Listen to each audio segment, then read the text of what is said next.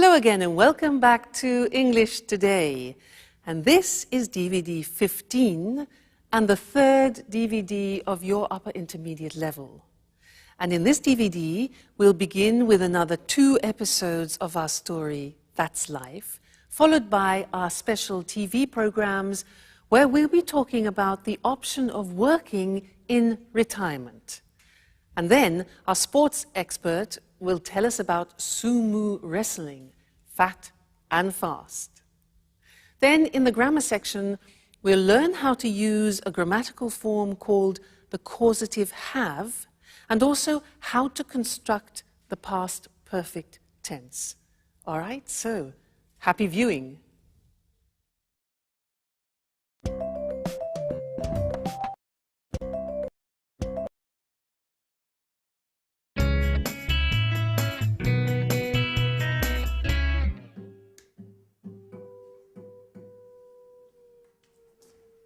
Hello? Anyone home? Anne, it's great to see you. Hi. Oh, you look great. Oh, thank you, Paolo.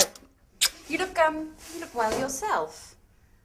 And this house is so untidy and so dusty. I know. Let's give this place a good clean. The others will be here in a minute. Let's get started straight away.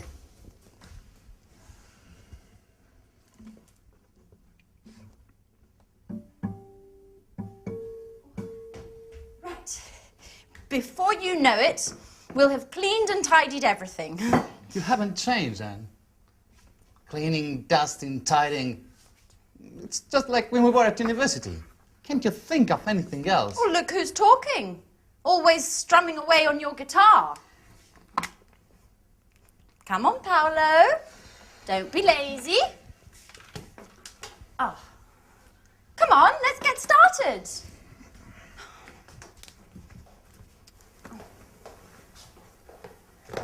Da-da-da-da! Surprise, surprise! Oh, Michelle! Sandra! How are you? Good. Hi. Sandra. Wow. Wonderful.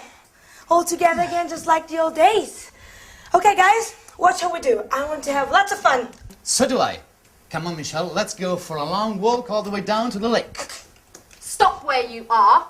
Where are you two going? Come on, Paolo, pick up that brush again.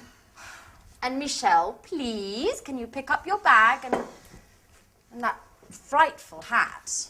At your command, Captain. Come on, Michelle, stop playing around and give us a hand. Oh. Oh, this detergent is made by Syntax, the American multinational that makes household cleaning products. I refuse to use this product. You know I hate multinationals. But it's just all detergents are made by multinationals. How are you supposed to clean a house if you refuse to use them? You guessed right. I never do any cleaning. My flatmates look after that. Oh, I see. So you arranged to have your flat cleaned.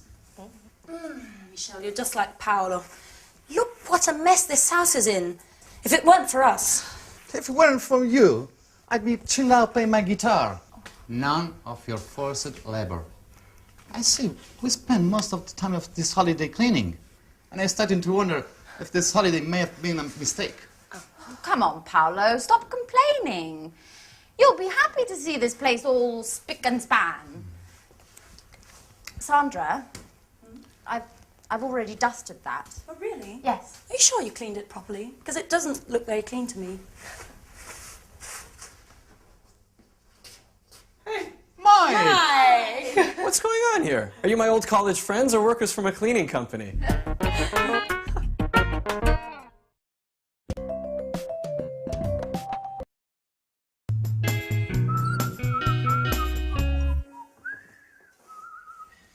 Come on, put away those brooms and detergents and let's toast the good old days.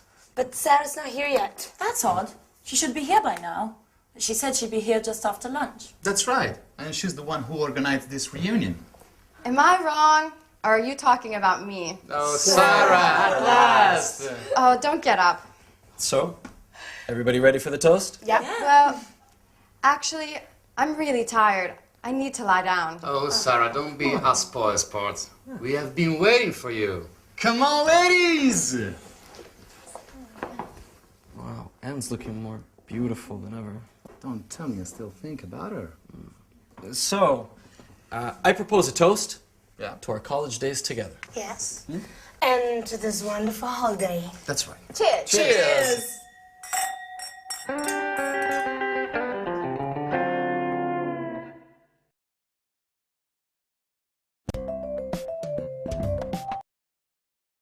Hi again, and welcome back to your live TV program to learn some more English language.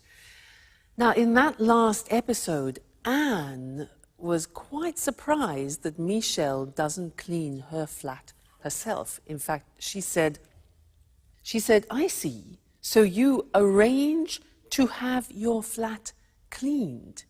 To have your flat cleaned. Now, that means that somebody else cleans the flat for Michelle. This is very interesting. Well, in fact, that's what I do too. I don't clean my flat myself. Somebody cleans it for me. So I have my flat cleaned every 2 weeks. Now, this is an interesting grammatical form because we use it when we talk about services. We talk about other people who offer us services. Let me give you another example. Hair. I don't cut my hair myself. It's too difficult. I can't do the back. So I go to the hairdressers, and that's a service. So I go to the hairdressers and they cut my hair. And I say, every month I have my hair cut. So that is a grammatical form using the verb have, which describes services. Somebody does something for you, and we can use it, for example, with the hairdresser, with the mechanic. For example, if your car breaks down, usually you go to a mechanic, with cleaners, with the dentist, things like this. So, services. So I'd like to go to the screen now and show you how this works grammatically, because it's very different to other languages.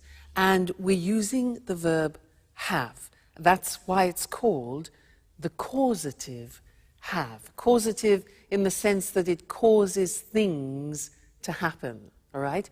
Let's look at the form. Have something done.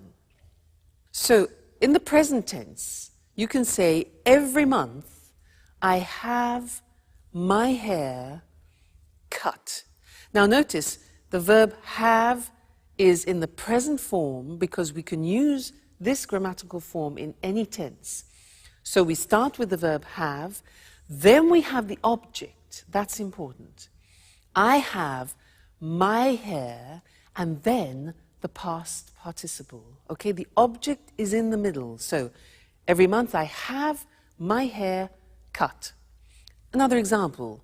Every year I have what? My teeth, past participle, checked. Okay, I have my teeth checked.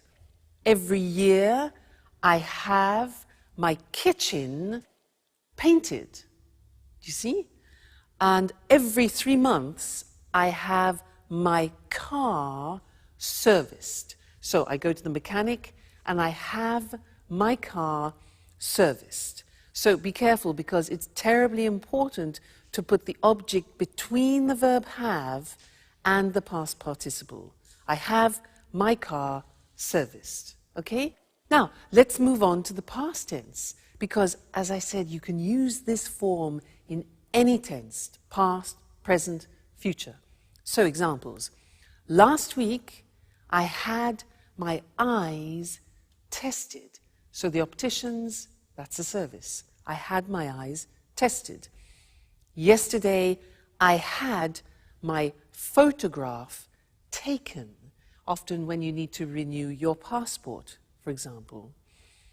Last week, I had my dress dry cleaned. Again, that's another service. You don't do it yourself. Somebody does it for you, okay? So the verb have goes into the past. I had something done. And now let's look at the future. Tomorrow, I'm going to have. So here the verb have goes into the future, expressing an intention. So we have, I'm going to have my scooter repaired. All right, object in the middle. Next week, I'm going to have my hair colored. And next week, I'm going to have my passport renewed. All right, so the causative have, very, very useful, and you don't find this in other languages, so you need to practice it. And remember, first the verb have, then the object, and then the past participle. All right, so that's the causative have, and I think you'll find it very useful. All right, great. So see you again in the next lesson for some more language. Bye.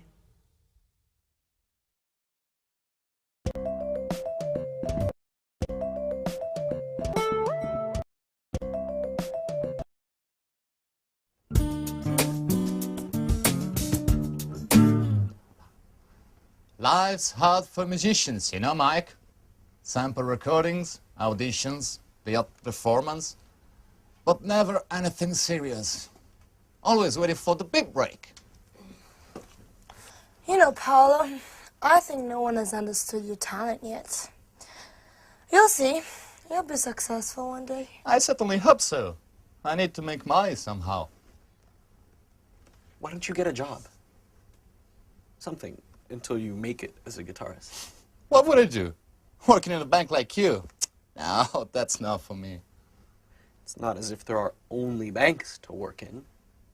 There are other jobs you could do. I know, I know. I worked in a supermarket last year. What was that like? Oh, well, adding up all the time. And the alarm clock at dawn. I did it for 3 months. Oh, no. Normal jobs are not for me. I am an artist. What are you talking about? About work. Oh, by the way, Sarah, how's your pub coming on? Just a minute, what was it called? Blue Moon? That's it. You do it on purpose, don't you? Making things worse. With that sarcastic tone of voice. You like making fun of me. You're horrible. But what did I say? What? Didn't you know? Sarah's pub burned down 2 years ago. The insurance hasn't paid. They say the fire wasn't an accident. Sarah's lost everything, including the sense of fun she used to have. Man, I really messed up. I didn't know that had happened.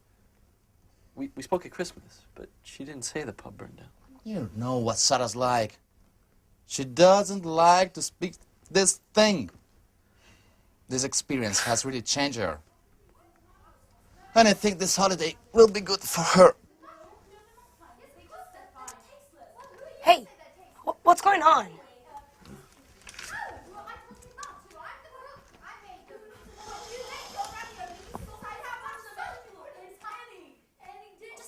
No, that's enough, Sandra. I don't think you need to add any more salt. I really think the ravioli are rather tasteless. Well, let's see what they think.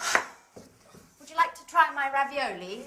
Sandra says they're tasteless. Sure. Fantastic, huh? Really good. I always said you'd make someone a great wife. See? I don't Did think, you hear that? I don't think they're very tasty. I'm sorry, Anne, but my ravioli are a lot better than yours. I'm cooking tomorrow, and we'll see who's the best cook. Oh, she's always criticizing. Well, don't take it seriously, Anne. You know what Santa's like. Competitive by nature.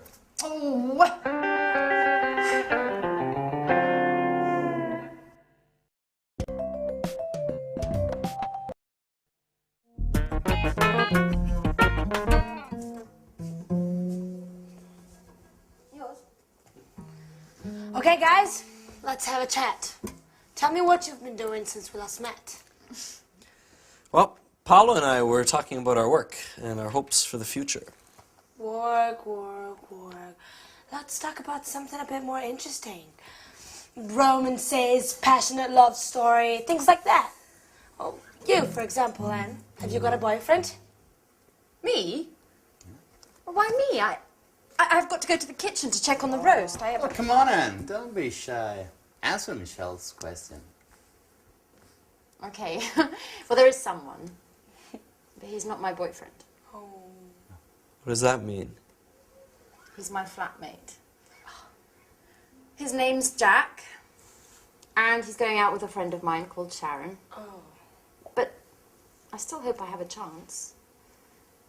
I really do like him. And I think about him all the time. Are you in love? Maybe. Yes. Yes, I think I am. Wow. I adore passion and tormented love stories. I've really got to go now and check on the roast. It'll be burning. Michelle, can you come and give me a hand? And then come and tell the others that dinner's ready.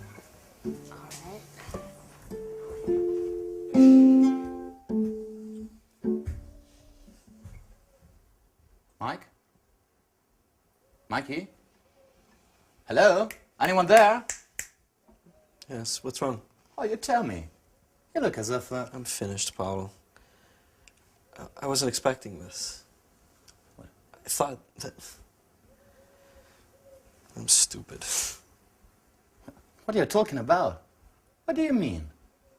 Anne, she's in love with another man. Yeah, and I was hoping that, you know, we could become more than just good friends during this holiday. I've never stopped thinking about her. What an idiot. Sorry, Paulo, I have to be by myself for a while. No, but...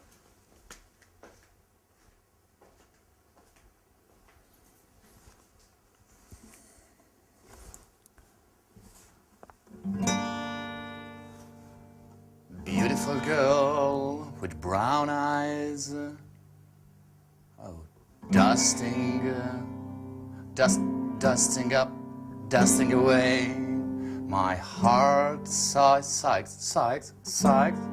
My heart sighs. Oh yeah, not bad. Inspiration at last. Oh, thanks, Mike. You're a great friend.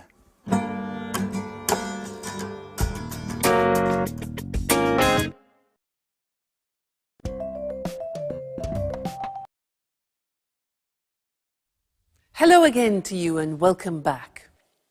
In that last episode, Sarah was in a bad mood. There's always a reason why somebody's in a bad mood, and she had a good reason. Do you remember what happened? Yeah? I'll read it to you so you do remember, because it's useful for us.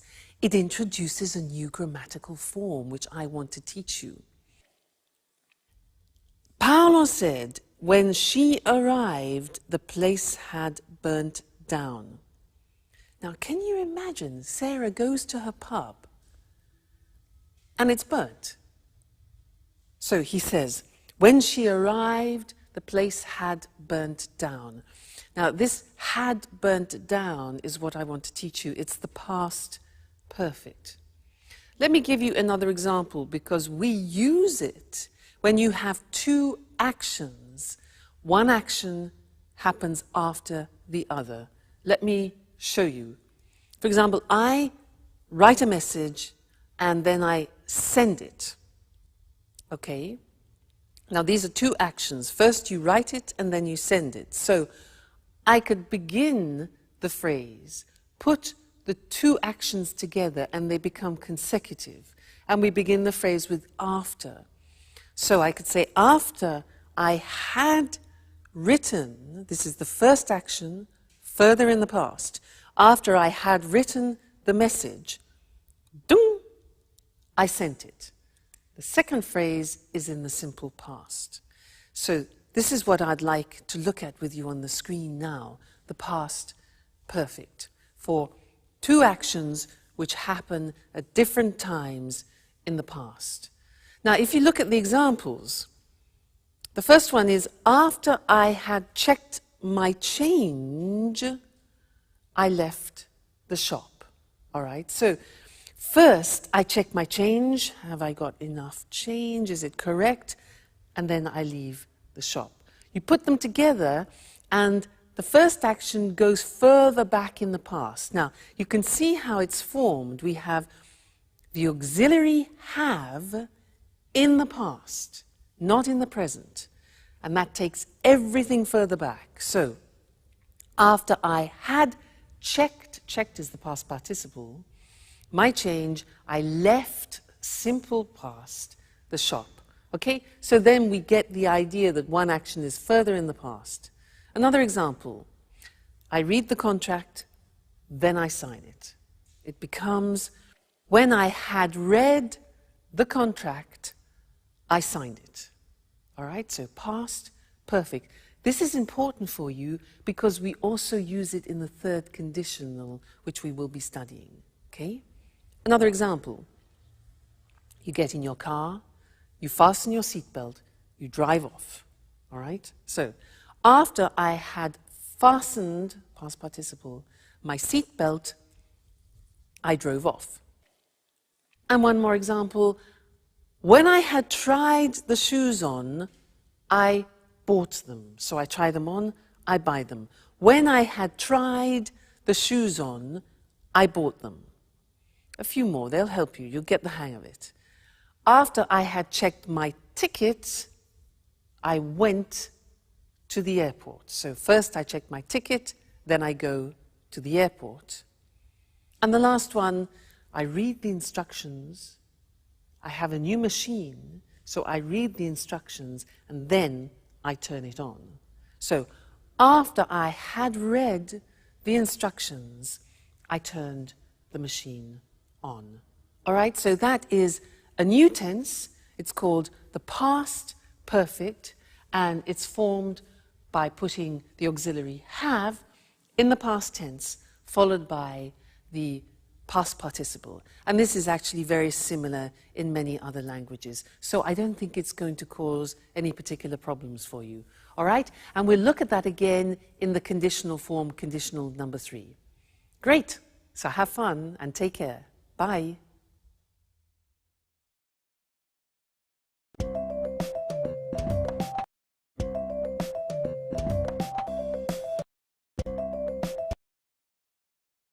Good evening, and welcome to this week's edition of Let's Talk. In the studio with me, as always, are our commentators, Marie and Tom. Good evening, everyone. Good evening. I'd like to start our discussion this evening with some personal questions. How old are you? Are you nearing retirement? Are you already retired? Perhaps you have your working life ahead of you. Anyway, one thing is for sure. The meaning of the word retirement is going to change in the future. Let's talk about this with Tom and Marie. You're right, Eric. The traditional division of life into 3 cycles, education, employment, and retirement, must change. People in developed countries are living longer. By 2025, in developed countries, the share of the population over 60 will have reached 26%. All these pensioners will certainly wield a lot of power. They will, Eric. But you know, experts are beginning to talk about the concept of active aging. Just think that by 2050, the average lifespan in developed countries will be in the mid-80s. And this increasing longevity is already starting to have a negative impact on public finances, economic growth, and general living standards. The problem is that there is increasing pressure on social security systems and public funds for retirement and healthcare expenses. Economists are increasingly questioning the sustainability of the European social model with its high welfare standards. So, how can we solve this problem? Well, governments really must encourage older people to continue working. There should be... Just a minute, Mary. Sorry to interrupt, but are you really saying that I will have to work until I'm 95? Well, not until 95, perhaps. But as I was saying, there should be programs for lifelong learning to help people learn up-to-date job skills as they get older. People about to retire should plan ahead and find some way of working, maybe a part-time job. Well, some American companies already have phased retirement programs. How do they work? Well, retired employees go to the company website where they can find project work for the company. This may last 2 days or 2 months, and the retired workers can manage their own time and work when and where they want. If they need some training to do the job, they can go to the company website and take a short course using the internet to learn what they have to do. In this way, retired people have more money, and the companies can use the skills of their retired workers. Yes, more money, but less free time. I don't think I like the idea of having to work in my retirement. And you, ladies and gentlemen, what do you think about this? Well, thank you to our commentators, Tom and Marie, and goodbye. Thank you. Thank you. Bye-bye. And goodbye to you, and see you again next week for another edition of Let's Talk.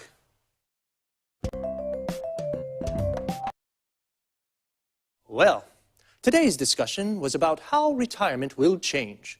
Retirement is when people stop working. The retirement age in European countries is around 60. We say a person retires. To retire means to stop working. And a person who is retired is a person who has stopped working. They are called pensioners. A pensioner is a retired person who receives weekly or monthly payments from the state. The money a pensioner receives is called a pension. So why and how will things change in the future? The average lifespan is increasing. A lifespan is the length of a life. So people are living longer. We call this longevity. This increasing longevity is having a negative impact on public finances and living standards. Public finances are the money a government has to spend on its services. And living standards are what we call the general level of life in economic terms. There is more pressure on social security systems in Europe. A social security system of a country is the system of a country has to support the members of its society. For example, sick, unemployed, or retired people. Economists, these are economic experts, question the sustainability of the European social model. That is, the social security systems of European countries. The sustainability means the ability to continue doing something.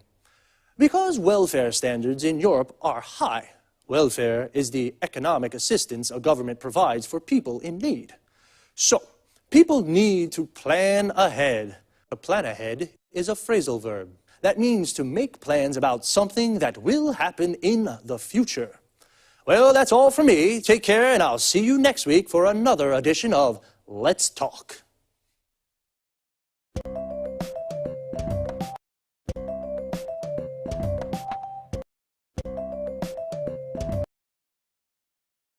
Good afternoon, and welcome to this week's edition of Sports Special. With me in the studio is John Forbes, our sports expert. Hello, Eric, and good afternoon to all our sports fans. Well, John, which sports are you going to talk about today? I'd like to talk about sumo. Interesting. I must say I know something about the martial arts, karate and judo, but sumo? I know almost nothing. Those enormous guys, their unusual hairstyles, their colorful and rather unusual clothes. So, please tell us more. Well, Eric, you know sumo is a martial art too, and it's Japan's traditional national sport. In fact, it's one of the world's oldest sports. It was first mentioned in a Japanese book more than 1,000 years ago, but experts believe it might be much older. Really? More than 1,000 years old? Yes, and you know there are also ancient wall paintings showing the sport. Archaeologists think prehistoric man may have done sumo as a form of prayer to the gods for a good harvest. I think most people in the West watch these enormous wrestlers without appreciating these ancient traditions. That's right, Eric. Sumo isn't just a sport. It's more a way of life, and it's played an important role in Japan's cultural and religious history. In Japan, successful sumo wrestlers are looked up to as role models and heroes by many people. How does a sumo match work? Two men meet in a ring that is about 4.5 meters across. The aim of the game is to force your opponent out of the ring or make a part of his body, apart from the soles of his feet, touch the floor. A bout can last just a few seconds or as long as 3 minutes. Sumo wrestlers are very big, but they can move very quickly. Do you think I could be a sumo wrestler? Well, if you put on 100 kilos, maybe yes. Sumo wrestlers start their training when they're young boys. If they show promise, they go to live in a traditional Japanese house called a sumo stable. The young boys train a lot and look after the older wrestlers. They prepare their food and clean their rooms for them. Everyone in the sumo stable eats a lot. They eat lots of noodles, rice, fish and chicken. The traditional dish is called chankanobi, and it's made with fish, meat and vegetables. The wrestlers eat this with lots of rice and they drink lots of beer too. Then they go to sleep. So, that's how they put on so much weight. Yes, the secret is to eat a lot and then sleep. This helps the wrestlers put on weight. And the wrestlers' hairstyles, where do they come from? A good question, Eric. There are lots of different ranks for sumo wrestlers. The best wrestlers are in the top rank. The style of a wrestler's hair depends on his rank. All the hairstyles come from samurai traditions. Samurai were traditional soldiers in Japan. Interesting. I guess it's difficult for a sumo wrestler to find a girlfriend? Actually, it's not that difficult, Eric. Successful wrestlers usually go out with beautiful models or pop singers. Where can you see tournaments in Japan? There are 6 grand sumo tournaments called basho every year. They take place during odd-numbered months like March or July. The basho take place in Tokyo and Osaka, Nagoya and Fukuoka. Thanks, John, for a fascinating explanation of these rather mystifying sport. We found out a lot about sumo. Thanks, John. Goodbye. And goodbye to all our sports fans. See you next week for another edition of Sports Special. So, today we found out about a martial art called sumo. A martial art is an art of self-defense without using weapons, just your body. To find out about something means to learn new information. We found out that in Japan, sumo is more than just a sport, it's a way of life. People look up to sumo wrestlers. They are heroes. To look up to someone means to respect and admire them. A sumo wrestler is a man who practices sumo. Sumo wrestlers are very fat, and they have particular hairstyles. We found out that their hairstyle depends on their rank. Notice how we say depends on something. A rank is a position on a scale. The best wrestlers are in the top rank. And I was surprised to find out that sumo wrestlers go out with beautiful girls. To go out with someone means to have a romantic relationship with someone. What about you, ladies? Would you go out with a sumo wrestler? And you guys? Would you put on 100 kilos to become a sumo wrestler? We say put on weight. This means become fatter. Actually, to put on so much weight, sumo wrestlers start training very young. If a boy shows promise, this means he shows ability at the sport. And what is the aim of the game? The aim is the objective. In football, the aim is to score a goal. In sumo, the aim is to force the opponent out of the ring. The opponent is the other person playing. The ring is the square platform where wrestlers and boxers fight. A wrestling or boxing match is called a bout. Sumo tournaments take place in odd number months. An odd number is a number that isn't divisible by 2. For example, 1, 3, 5, 7. 2, 4, 6, 8 are even numbers. An even number can be divided by 2. I have to leave you now, but see you here next week for another edition of Sports Special.